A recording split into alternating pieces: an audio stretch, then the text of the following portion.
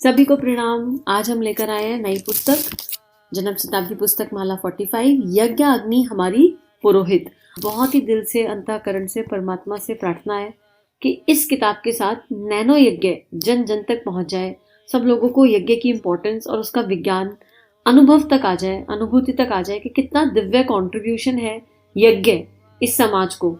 हम अपने घर परिवार को यज्ञ के माध्यम से क्या क्या नहीं दे सकते अगर हम सही तरीके से तीनों शरीरों से यज्ञ कर सकें। तो आइए स्वाध्याय को शुरू करेंगे आवाहन के बाद गायत्री मंत्र के साथ।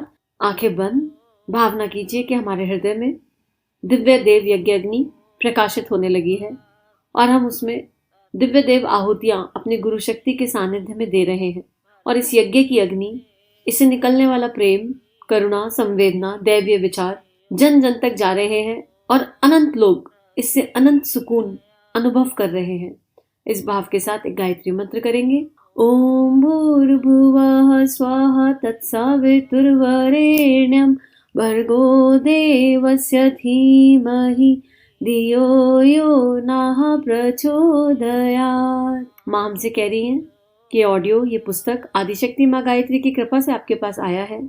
इसे ध्यान से सुने, परिवार में सभी को सुनाएं, अपने दोस्तों को सुनाएं, अपने कार्यालय, अपने ऑफिस में सबको सुनाएं।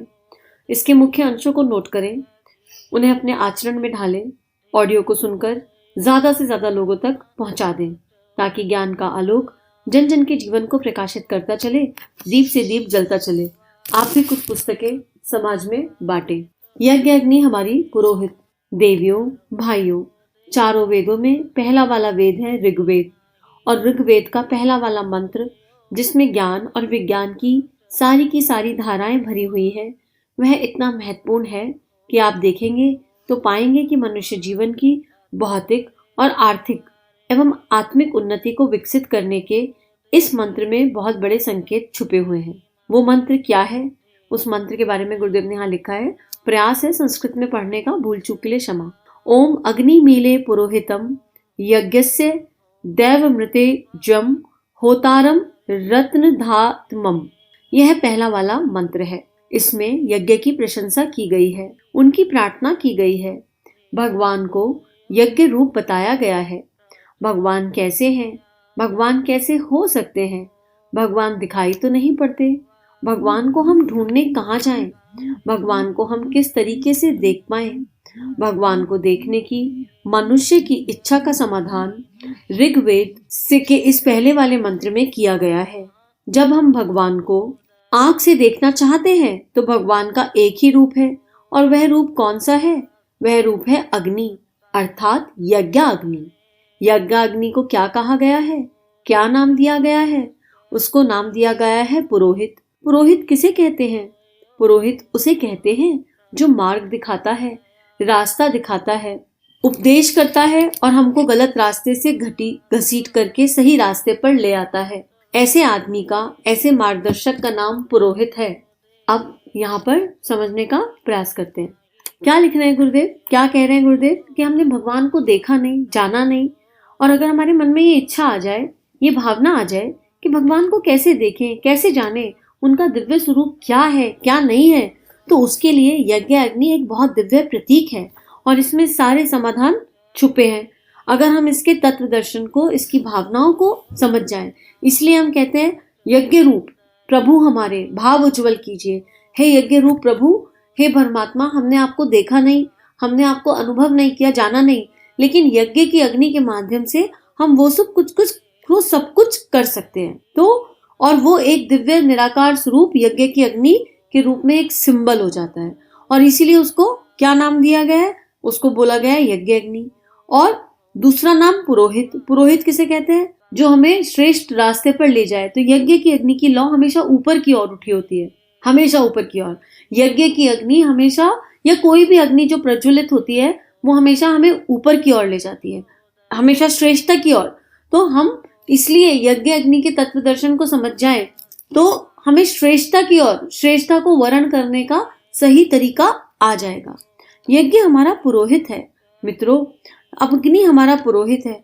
कुछ शिक्षा ग्रहण करनी हो, ज्ञान ग्रहण करना हो, आपको कोई आदर्श या सिद्धांत की बाबत जानकारी प्राप्त करनी हो, तो मनुष्य के पास भटकने की जरूरत नहीं। मनुष्य बड़े बेअक्ले हैं और हजार तरह की बात बनाते हैं। एक व्यक्ति ऐसे बात कहता है, दूसरे ऐसे कह देता है, तीसरे ऐसे कह देता है, चौथा ऐसे कह देता है, कोई समाधान ही नहीं। एक पंडित का दूसरा पंडित विरोधी बना हुआ बैठा है, एक मजहब दूसरे मजहब का विरोधी बना हुआ बैठा है, एक देवता का दूसरी देवता काट करने के लिए तैयार बैठा है। देवताओं की लड़ाई देखिए, देवी पुराण में देवी की महत्ता बताई गई और ब्रह्मा विष्णु महेशों को उनका गुलाम नौकर बता दिया गया। शिव पुराण को देख लीजिए, शिव पुराण में शंकर जी सबसे बड़े हैं और विष्णु जी उनके नौकर हैं और फलाने जी उनके नौकर हैं। आप ये सब देखेंगे तो पता नहीं चलेगा कि यह क्या चक्कर है। फिर आपको ज्ञान प्राप्त करने के लिए किसके पास जाना चाहिए? पुरोहित के पास। पुरोहित के पास कैसे जाना चाहिए? जो भगवान का प्रतिनिधि हो अथवा भगवान का रूप हो अथवा भगवान के भेजे हुए संदेश को इस प्रकार कहता हो कि जिसमें हमें शक शुभा करने की गुंजाइश ना रहे। और वह कौन सा देवता है? यज्ञो वह विष्णु। निश्चय पूर्वक, विश्वास पूर्वक, पट्टा ठोक करके, छाती ठोक करके हम कह सकते हैं कि यज्ञ ही विष्णु है। अब गुरुदेव ने कितनी सुंदर इसमें बात उठाई है, कितनी खूबसूरत बताई कि हम कैसे समझें कि कौन सही बता रहा है कौन गलत। हम कौन से पाठ को पढ़ें और कौन से पाठ को नहीं पढ़ें। अगर एक पाठ में एक भगवान जी अच्छे हैं तो दूसरे पाठ में दूसरे भगवान जी अच्छे हैं, तो कितना चारों तरफ कंफ्यूजन है। ज्ञान कहाँ से ग्रहण करें?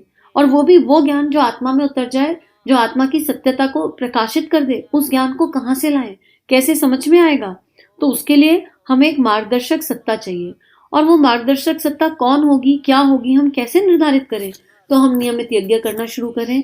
यज्ञ अग्नि को अपना पुरोहित एक बार मान के देखें भाव रूप से। क्यों? क्योंकि जब हमारे पास एक श्रेष्ठ प्रतिनिधि होगा तो आगे की यात्रा हो ही जाएगी। और हम मान लें कि यज्ञ ही अब हमारे पुरोहित हैं और इस यज्ञ से हमारे इष्ट, हमारे भगवान, हमारे परमात्मा प्रकट होकर हमारा मार्गदर्शन निश्चित रूप से करेंगे।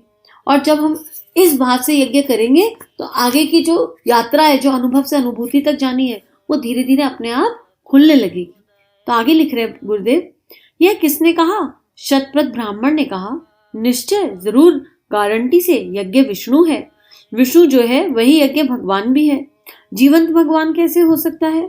जीवंत भगवान तो एक वह है जो सबके भीतर समाया हुआ है, सब जगह समाया हुआ है।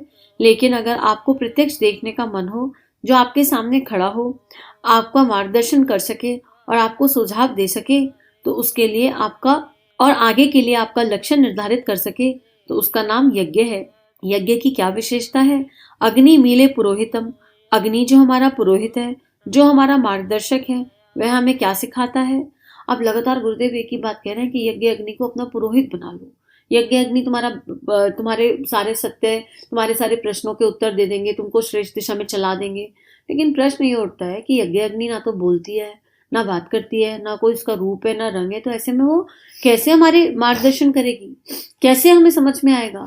पहले विश्वास की बात, पहले हमको ये मानना होगा, हमें यज्ञ की अग्नि को श्रेष्ठता से, उस दिशा से, उस भाव से देखना होगा, तो आगे के उत्तर अपने आप ही आ जाएंगे।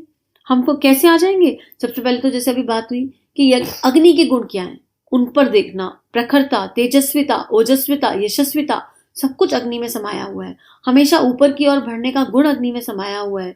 अग्नि अगर अपनी सीमा में और मर्यादा में है तो कितनी दिव्य है। हर जगह अंधकार हो, एक छोटा सा दिया प्रकाश ही प्रकाश फैला देता है। कितनी सारी चीजें हैं यज्ञ अग्नि से समझने के लिए। अंधकार में एक छोटी सी प्रकाश की किरण है जो चारों तरफ उजियारा कर सकती है। एक जगा हुआ प्रकाशित दिया हजारों दिए जगा सकता है। और आप एक चम्मच चीनी को घोलकर पी जाओ तो वो आपने पी, राइट। लेकिन हम जब बलि वैश्व प्रक्रिया करते हैं और उसमें मीठे को भगवान को समर्पित करते हैं तो पूरी एनवायरनमेंट में फैल जाता है। तो बहुत सारे ऐसे ज्ञान विज्ञान गुरुदेव हमें इस किताब में आगे समझाएंगे। पर अभी के लिए हम विश्वास करें, हम इस विश्वास के आधार पर इस स्वाध्याय को सुने कि हमारे भीतर दिव्य देव यज्ञ अग्नि प्रकाशित हो गई है और जो हमारी पुरोहित है, जो हमें आगे के जीवन का मार्गदर्शन देगी, और उसमें प्रेम, संवेदना का घृत और घी हम मिलाते चले जाएंगे। लेकिन जब तक हम विश्वास के आधार पर, संवेदना और भावनाओं के आधार पर नहीं चलेंगे, तब तक ये स्वाध्याय हमारी समझ में नहीं आ पाएगा। तो आगे का ऑडियो आए उसके पहले अपने मन को एकदम स्थिर कर लीजिए और अगले 24 घंटे तक, जब तक दूसरा ऑडियो ना आ जाए, तब तक बस यही भाव करिए कि हमारे अंतःकरण में दिव्य यज्ञ अग्नि प्रकाशित है, प्रज्वलित है, और गुरु सत्ता के सानिध्य में वो हमें आगे के जीवन का मार्गदर्शन दे रही है। आज का स्वाध्याय इतना ही। सभी का जीवन परमात्मा के दिव्य सूक्ष्म सानिध्य में मंगलमय है। सभी को प्रणाम।